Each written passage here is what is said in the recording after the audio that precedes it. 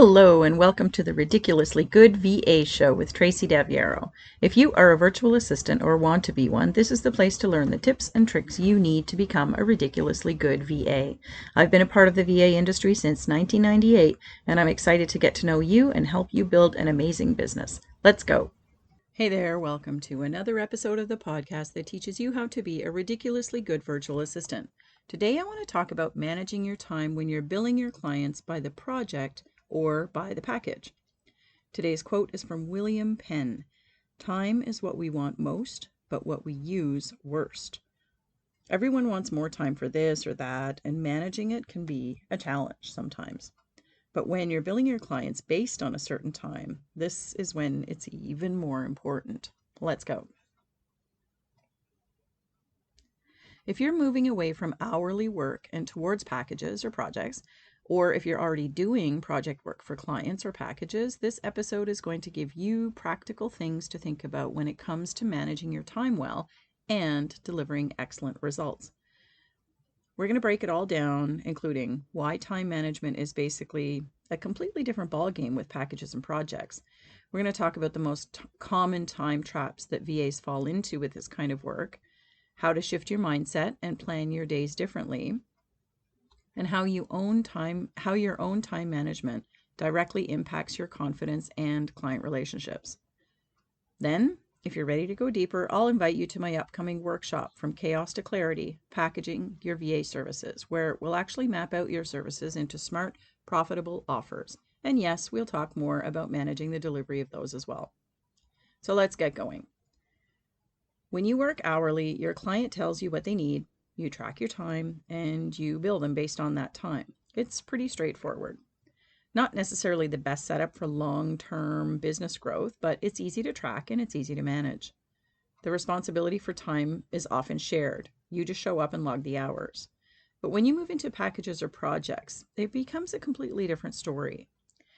When you do that, you're being paid for an outcome, a deliverable, right? Not for the time it takes you to get there, or at least that's what we should be focusing on.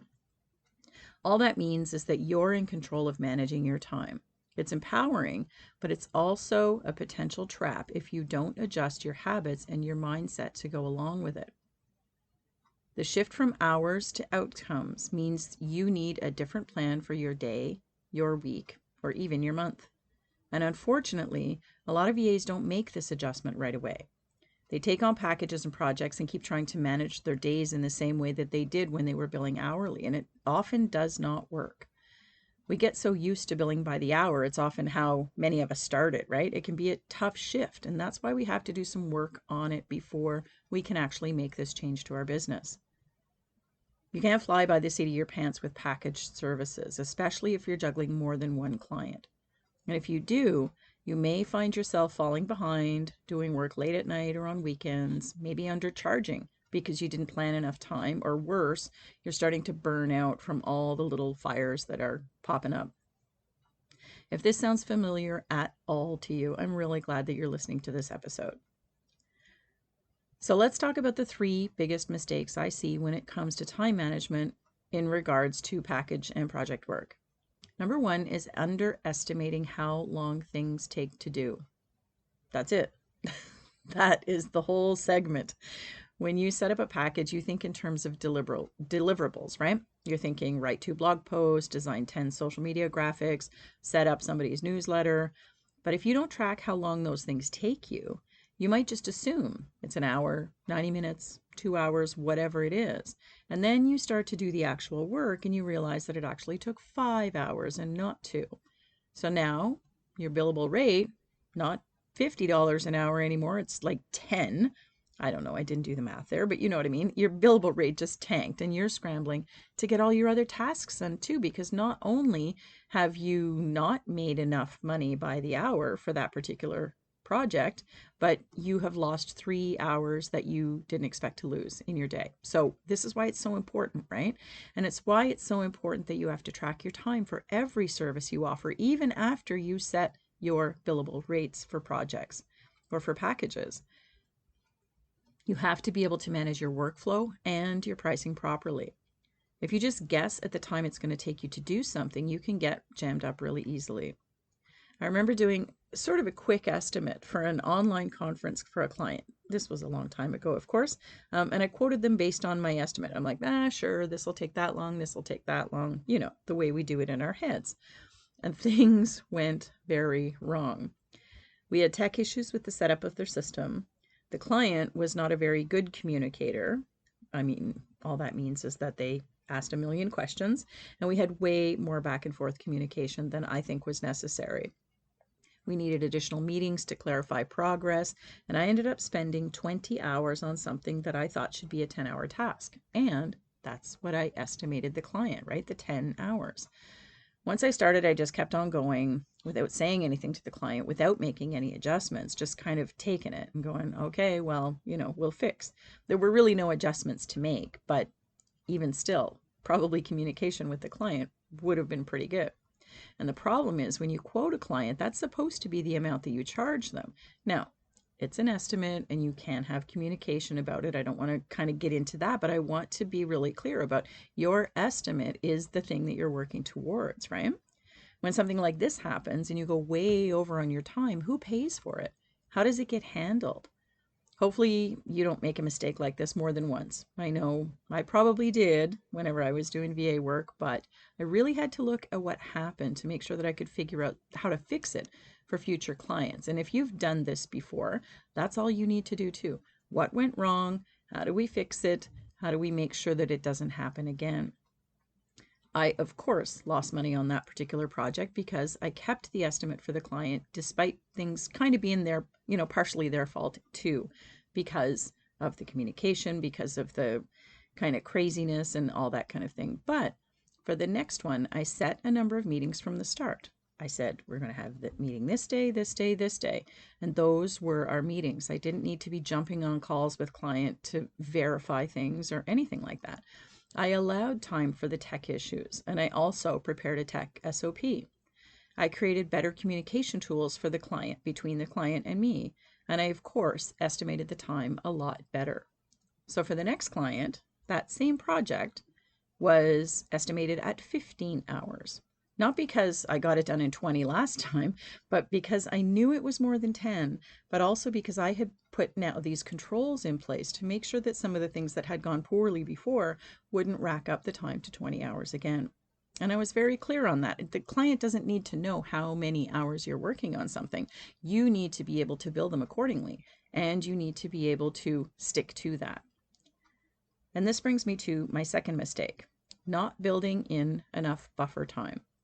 With project work, it's really easy to jam your calendar full. You think, okay, I'll do this project Tuesday morning, that one Tuesday afternoon, I'll get to my emails in between, but projects rarely go as planned, especially in the beginning. You have to allow time for revisions, clarification emails or back and forth communication, unexpected delays from tech or the client or other people, or honestly, just you needing a break. Review time is another way you might look at buffer time. It's time to look over stuff to ensure that it's all going smoothly. And if you don't schedule that buffer time, you're going to feel like you're always behind, even if you're following your checklist and you're technically on track.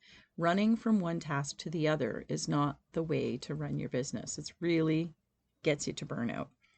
And back and forth delays can make your time disappear. We don't even really realize that these things are happening until we get burned by it.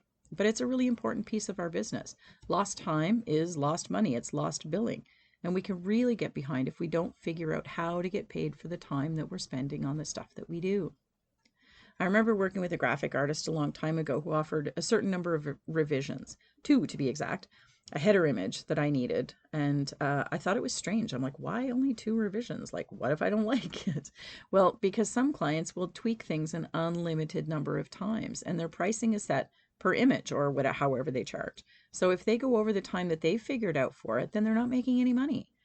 So capping the number of revisions is essential to running that profitable business. And of course, it makes sure that your communication is really clear, because here's your, draft or whatever, you get 2 revisions on it. So when that's really clear as the person receiving the end product, it makes things better for everybody, because I'm like, okay, I want to make 2 revisions, or 2 times of revisions, whatever they are.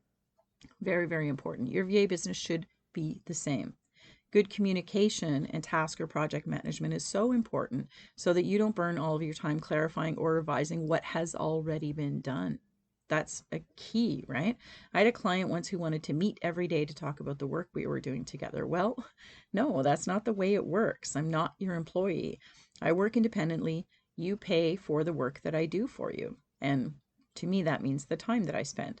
Collaboration does not need to be done on every single thing that we do. Some people, they're just nervous, and that's how it sort of turns out. But that's the big difference between the employer-employee mindset and the client and the outsourced expert mindset. You don't, well, you shouldn't sit beside your plumber and, offer them advice on how to run your pipes or how to fix things or whatever. They're the ones with the expertise. They're going to tell you, and that's the way you need to handle your VA business as well. You're the one who's doing the work because you're qualified to do it. It's so much more effective to have a weekly production meeting to get direction or to communicate details and then move forward with just online communication for project status. It saves your time, but it also saves all of those maybe revisions along the way, right? You can't work efficiently if you're always in meetings with your clients. I cannot tell you how many VAs I talk to who are looking for help with their time management or their billing or their packages or whatever that are spending too much time in meetings. You have to be able to get the information you need from your clients in an efficient way and work with it so that the bulk of what you're doing for them is the actual work itself, not collaborating with them. The quicker you get a handle on collaborating, the more profitable your VA business is going to be. And the last mistake is mixing client work and admin tasks with no structure, like during your day, just kind of going from one thing to another. Trying to fit everything into the same day without structure. You flip between writing, design, email, invoicing, meetings, checking social media, and by the end of the day, you're tired because you know you worked an 8-hour day, but you're unsure what you actually got done. Maybe you have a checklist and you check it off. Packages and projects thrive on focused work blocks. You're going to get better results and you'll feel better doing it because you're making progress when you batch and block your time intentionally. Batching your work is going to be the best way for you to manage project time and packaging time and handle your distractions as well. You guys know I talk about focus time, buckets of time all the time. And you know that when you do this, you do get more done in a shorter period of time too. Focused work, you can get so much done. If you thrive on a variety of tasks, that's totally okay. But you still need to focus on what you're doing now and keep the hallways clear. Like if you leave one room and go across the hall to the next door or to the door across the hallway, you're in the hallway for a split second, right? Hallways can be such wasted time. What are you doing in between those tasks? And if you're throwing your admin tasks in with client work like yours for your business, then you're really not doing yourself any favors. Clarity in billing is key to your success and to maximizing your revenue. I remember working so hard all day long, putting in that 8 hours. I sat down at my desk at 9 and I finished at 4 or whatever 8 is, finishing at the end of the day. And then I would add up my billing at the end of the day, and it was 4.5 to 6 hours a day. I didn't bill out 8 hours a day, but I was working and I was like, where did my time go? I don't understand. How come I'm not earning the money for this kind of stuff? And in fact, some VAs come to me for help with this very thing. So what do we find when we start to look through that? And what did I find when I went through it myself? I found task cluttering. There was no structure. And the moment we implement structure and we say, okay, I know from this block of time to this block of time, this is what I'm working on. We shift a few things around, we work more efficiently, but also our billing goes up. Wow, it's amazing. We made more money all of a sudden. It happens with every single VA that I work with on their time management. We say, where's the money? Like I worked all day and there's not enough billing. How do we do it? We change the structure of their day. We change the way that they focus on their tasks. All of a sudden, the billable rate goes up. There's a statistic that I found on a My Hours post, the time tracking software, that says that tasks take 15% longer when you're trying to multitask. There's lots of data about multitasking and why it's bad, right? But the 15% is because you're spending more time in those hallways than you need to be. So the question gets raised again. Who pays for the time in the hallways? Often, nobody. The clients don't. And that's where you need to find that lost time. Focus is important, and that takes structure, but also practice. It's okay to have a hectic day occasionally, but working like that all the time is frankly bad time management.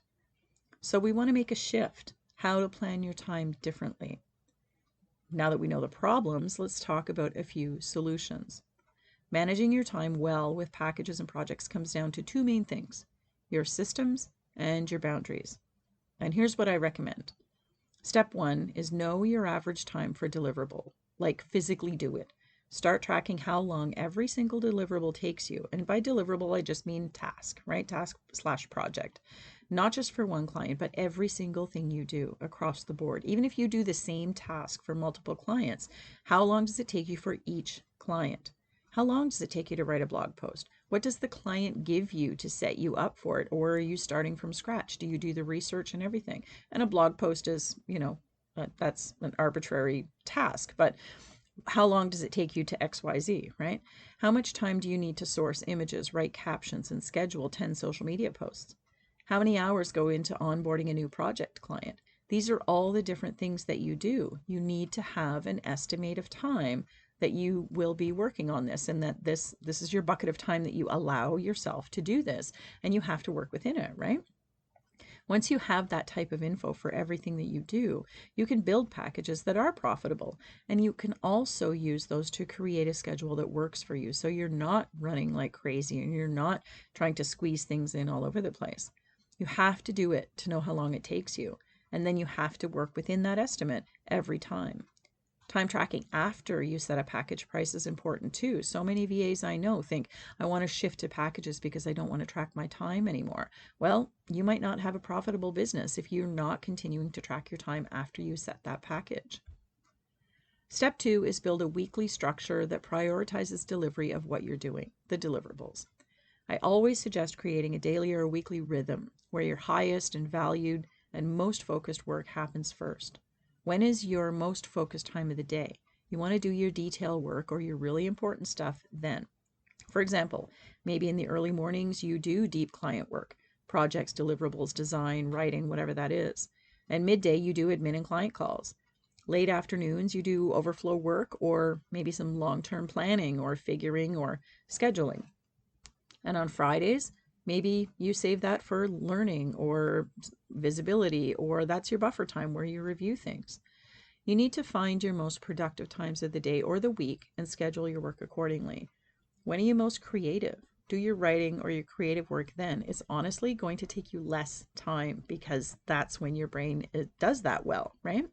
I can't do graphics or anything creative writing in the afternoon. I can, but it takes me a lot longer. I get more distracted as the day goes on. But as the sun comes up, I can fire stuff out. How about you? You don't have to follow my rhythm, but you do need to find one. Find yours. Step three is use simple project timelines and tools. You don't need complex software to manage your packages unless you want to, but you do need a clear workflow. Every package needs to have a timeline. When does the project start? What are the milestones? What are the deadlines for those milestones? And when is delivery or review scheduled? Use a spreadsheet, calendar, a tool like Trello, Asana, ClickUp, something to visualize your projects. This helps you avoid overbooking yourself, and it also keeps clients accountable as well. And where possible, let the client access the status of the project so they don't have to ask you about it. Less time communicating means more time doing the actual work. Time confidence equals client confidence. Here's the real benefit of improving your time management. You're going to be more confident, and your clients will also feel more confident in you. When you're delivering on time, staying organized, and not rushing, it really shows. And when your packages run like clockwork, clients are more likely to stick with you, refer you, and trust you with higher level work. On the flip side, if you're delivering late, forgetting things, or looking frazzled, even your best client may start to doubt you. One of the projects I used to offer was virtual event management. It was a high-end package and a big investment for the clients. I needed to be the expert and show them that they were in good hands. They were investing a lot of money and often their reputation on things, right? They were inviting a lot of people to come and be their guest speakers, and they needed to be handled well. I ran the meetings, I kept them up to date, and I delivered what I said I would deliver. And honestly, it was actually easy for me because I was an expert in it. I did know what I was doing. And taking charge of our timeline and communication was part of what made it really easy for me. Your clients have to trust you. Time is not just about efficiency. And a client that feels like things are getting done professionally will naturally just bug you less too. Don't expect perfection when you start. If you're new to packages or project work, I'm going to tell you, you will have a learning curve. You will undercharge a few times. You'll probably overbook a week or two. You're going to miss a deadline here and there. It's okay. What matters is that you're paying attention and you're making adjustments as you go. It's a learning process, and you're going to get better the more that you do it. Treat every package as a learning opportunity too. What worked well? What felt rushed? What will you do differently next time? You have to assess things every single time, particularly in the beginning, but even as you go. Doing a review of each project after it's done can help you adjust quickly. But never forget to add in that buffer time. It really can make or break your profitability. I always used to go over my checklists after a project to make adjustments, even when I really knew what I was doing. I would change order of tasks, lead time for tasks, adjustments for things like communication. All those things can be done immediately after you finish something. How did it go? What worked? What didn't work? And a little tip is always to add time, but never to take it away. Let's circle back to today's quote. Time is what we want most, but what we use worst. Using your time wisely is exactly what gives you more time. Getting good at time management is the key to everything running more smoothly in your VA business. And time management in package and project work isn't just about being efficient. It's about being intentional with your time. Shifting your mindset from hours to outcomes, to deliverables, and then building a structure around those deliverables so that you can do great work, make great money, and love your business and your clients again. If this episode speaks to you and you're ready to build packages that are clear and valuable and manageable from a time standpoint, you're going to love my upcoming packages workshop. I'm doing a series of live monthly workshops this fall, and you can join one or all of them. The series itself is $397, and each workshop on its own is $129. Last week, I told you about my marketing workshop. That one is called Clients on Repeat, Simple VA Marketing Strategies. That one is taking place in September. This one on packages is called From Chaos to Clarity, Package Your VA Services, and we'll do that one in October.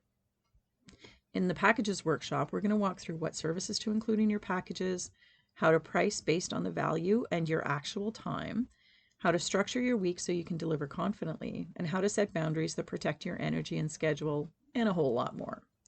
It's not theory. These live workshops are hands-on practical support to help you stop winging it and start feeling in control. I'll tell you about the others in the series in upcoming episodes. DM me if you want to know what's coming up or how to register for one of these episodes. Or you can go to yourvamentor.com/links to get details as they become available. That's all I've got for you this week. I'm Tracy Daviero, the Confidence Coach for VAs. Thanks for listening. I'll see you next time.